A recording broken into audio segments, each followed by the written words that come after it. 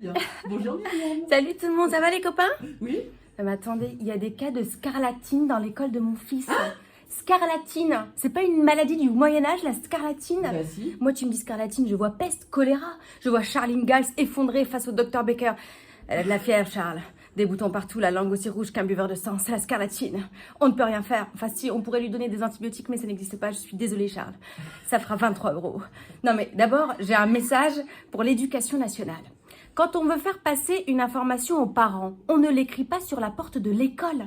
Parce que par définition, il n'y a que les parents qui arrivent en avance qui le voient. Les retardataires comme moi, les portes étant déjà ouvertes, bah ils passent à côté. Mais t'imagines au bureau? Salut Gérard, bah t'es pas venu à la réunion hier? Bah si, c'était écrit juste à côté de la fontaine à eau, derrière la caisse de la cantine, t'as pas vu? Bah non, j'ai pas vu. Résultat, j'ai appris qu'il y avait de la scarlatine à l'école 3 semaines après. Bon, là je me suis dit...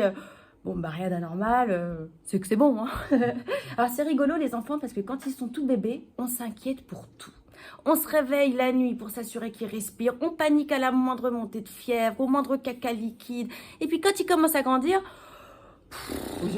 ça va, hein. Bah, faut savoir une chose, hein. L'école c'est le Woodstock des virus, c'est la grande braderie des bactéries. Tout s'échange, tout se récupère. C'est l'empire du troc dont les plus faibles sont toujours d'ailleurs les grands gagnants. Ah non mais moi je les dépose le matin.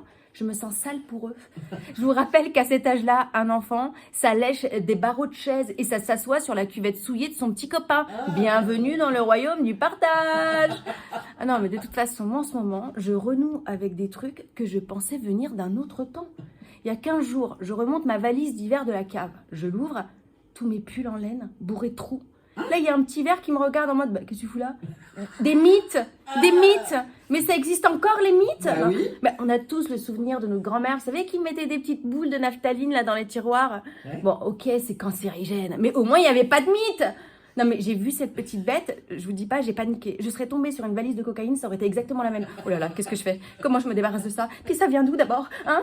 La valise, je l'ai refermée. J'ai laissé 3 jours dehors. Elle a pris la flotte, le froid, le soleil, même hors de ma vue. Je ne voyais que ces petites bêtes qui menaçaient de venir tout bouffer chez moi. Non, mais c'est terrible comme on devient irrationnel quand on a peur. Ça n'a pas de sens. Voilà, après, qu'est-ce que j'ai fait? Bah, je me suis armée lourdement. Alors là, je vous avoue qu'il n'y avait plus de place pour la souffrance animale. Hein. J'ai honte, mais je peux vous dire que je les ai atomisés. Hein. Le Vietnam à côté, c'est rien. Ce qu'elles ont fait à mon pull en cachemire rouge à paillettes argentées, je ne pourrais jamais le pardonner.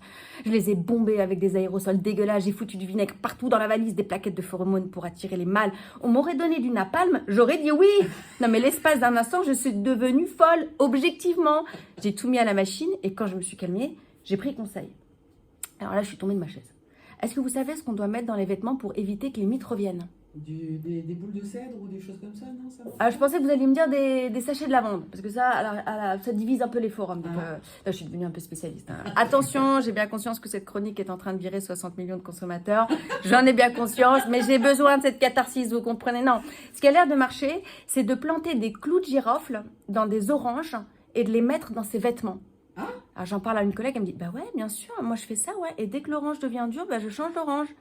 Alors attends, moi j'ai juste une question. Comment s'est-on rendu compte que des clous de girofle dans une orange dissuaderaient des mythes de revenir? Grâce à quel processus? Qui a fait les tests? Qui a financé la recherche?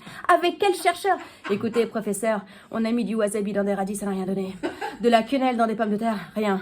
En revanche, le clou de girofle dans l'orange, je crois qu'on tient quelque chose, mais il nous faut simplement plus de temps, docteur, plus de budget. Non mais, alors moi j'ai une théorie.